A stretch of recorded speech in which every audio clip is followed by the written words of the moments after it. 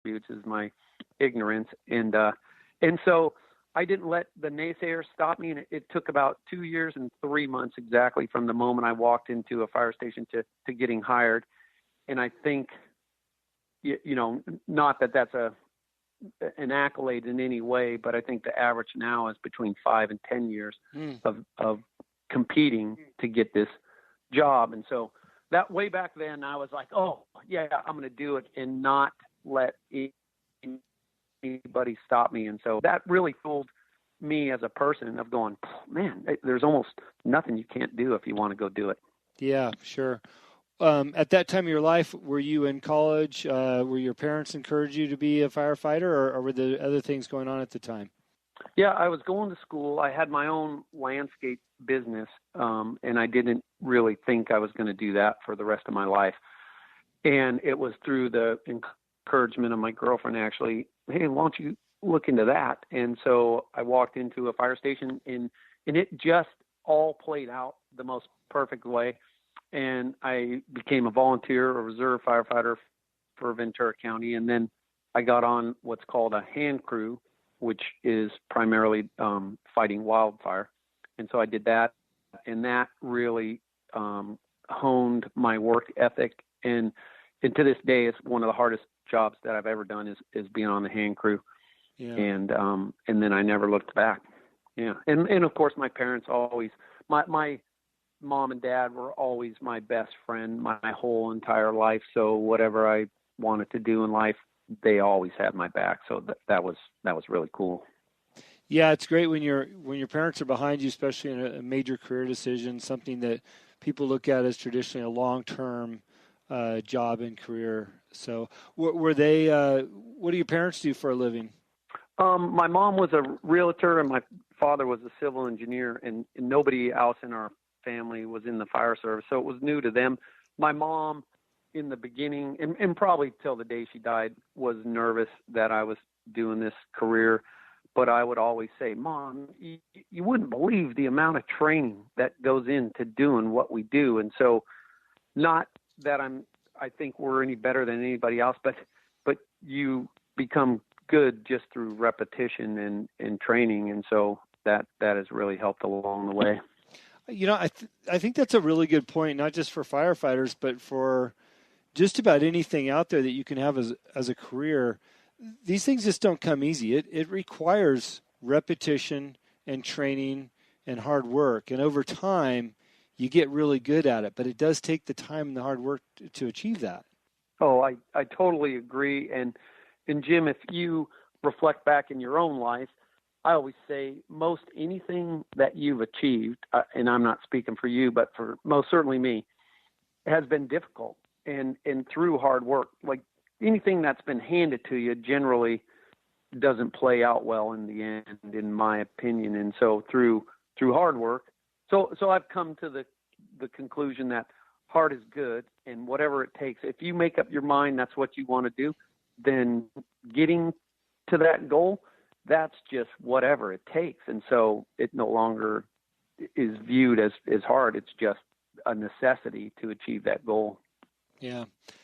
As the captain of the department, are there things that you like to focus on with your team there, or common themes in how you manage your teams there that you can share with us? One thing, as I'm gotten older and I'm getting closer to the end of my career, is just like my dad always had my back, and we never had really any conflict or falling out. So I can't relate to people with those kind of relationships with their parents.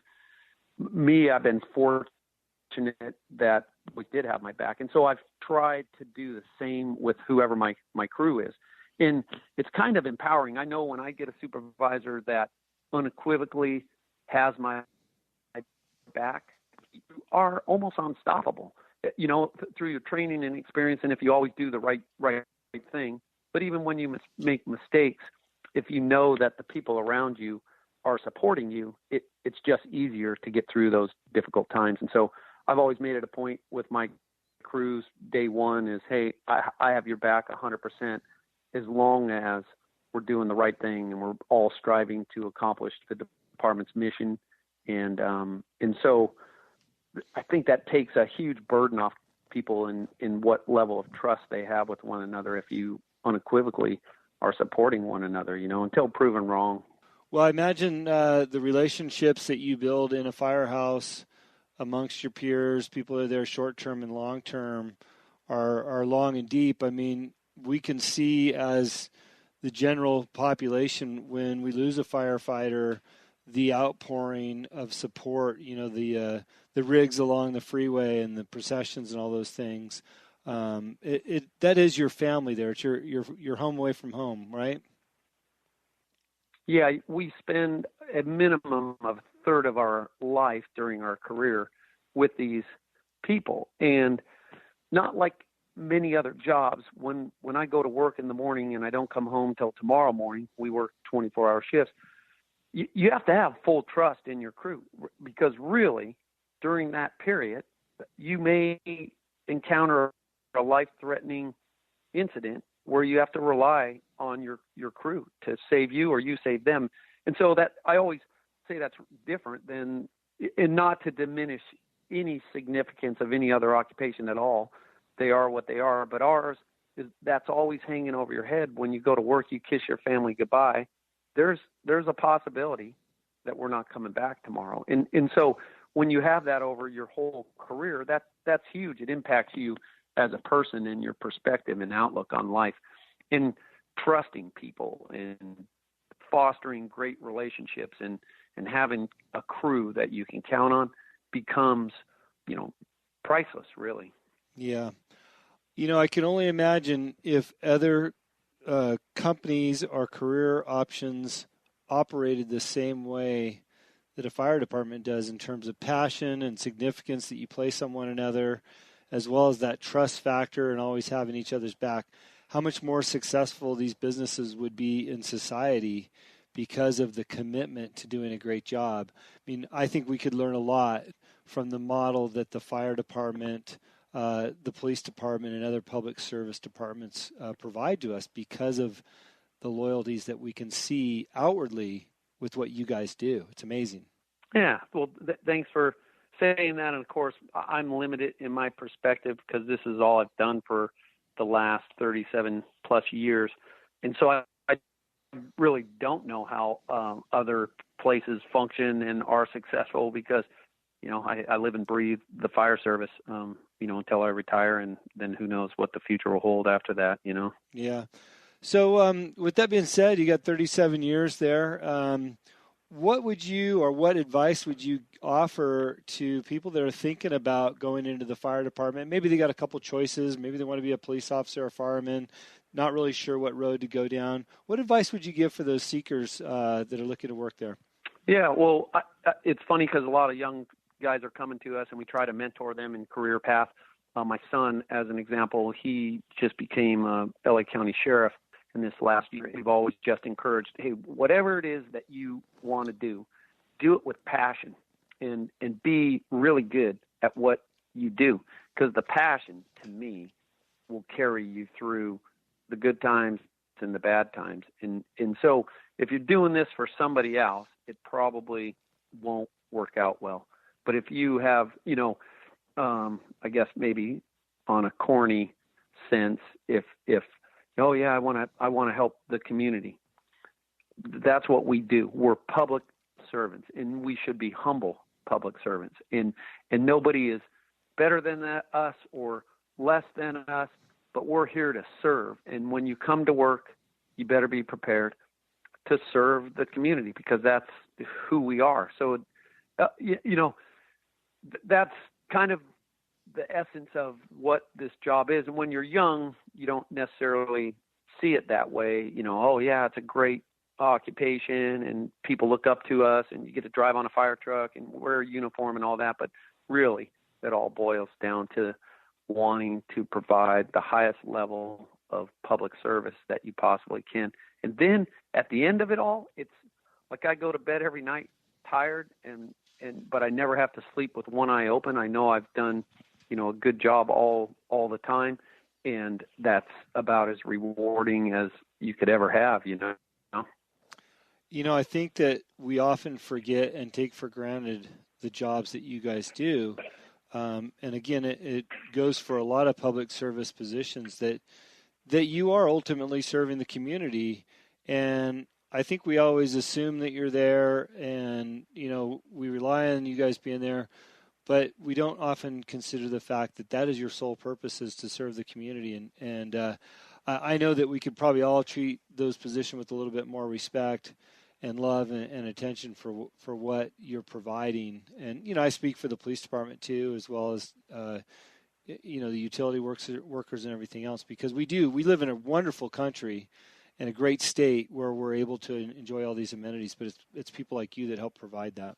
Well, I would just say that the communities, it's amazing how much they appreciate us, and it kind of can even be embarrassing sometimes when the outpouring is directed towards us. Like right now, after the fires, people stop by the station almost on a daily basis to give us thank you cards and give us praise, and we're not in it for any of that, and so it almost is uncomfortable for us to be on the receiving end when you've made it your career and your life dedication to help others. But it does reinforce good humanity that we do live in, in my opinion, the greatest place in the world. And this community is the best place in the world. And not for one day do we ever take that for granted. So yeah, it's great. Yeah. Well, as we transition out of what you're doing for a living and the support for people that want to get involved with the fire department, appreciate the words of wisdom and the enthusiasm for what you're doing.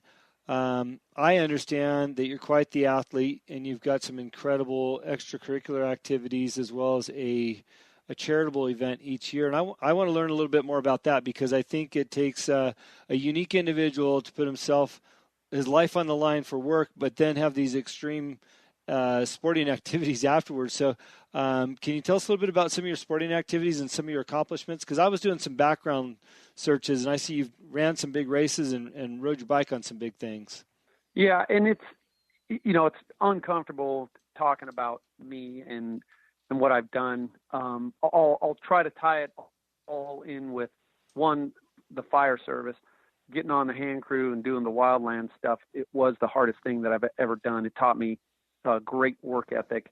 And it was during that process, when I was 19 years old, that I decided I either have to quit doing this because it was so hard, or that I'll never be the weak link in a crew. And so I decided I'm not going to be the weak link. And then with that, I had to lift my physical fitness game, because currently the fire service is still a very physical profession, and it requires you to be in great shape. And some aren't, and some are unbelievable athletes. Me personally, I decided to take that path going down the physical fitness route. And then also, I think, humbly, through just ignorance, I've always thought, well, if that other guy could do that event, then gosh, why not me? And as a result of that thinking, I just have tried to push the limits with me, Jack Nosco, as much as I have. And that got me into ultra running. I've done, I think 13 100-mile races, including Western States, 100-miler, in Angeles Crest, here in Southern California, near where you live. Really tough event. And I've done, maybe 50-mile runs. I think I'm well over 100 marathons.